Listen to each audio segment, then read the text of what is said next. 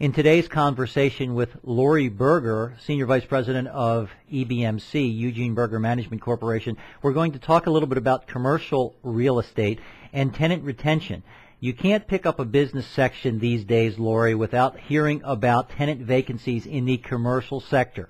It's a big issue, and sometimes tenant retention is the key thing that makes or breaks the difference between an investor being able to maintain the investment and hold on to it. How does EBMC help your clients retain commercial tenants? That's a great question, and in today's economy here, 2011, it's more important than ever to have a great tenant retention program. You know, EBMC has always maintained, as part of its management philosophy, a very close relationship with its tenants.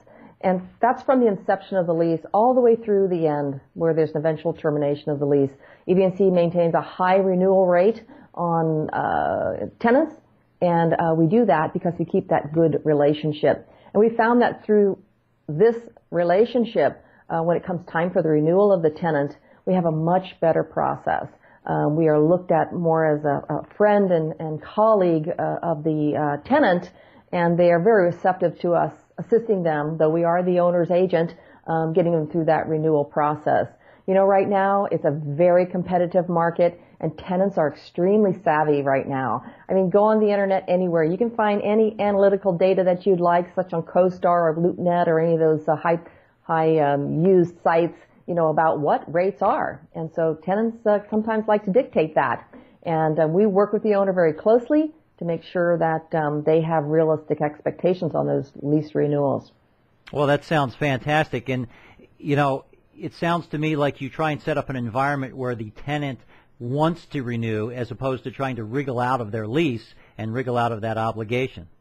Absolutely. You know, it's hard times right now for tenants, and if you don't have that close relationship with the tenant, you might find those tenants vacating in the middle of the night.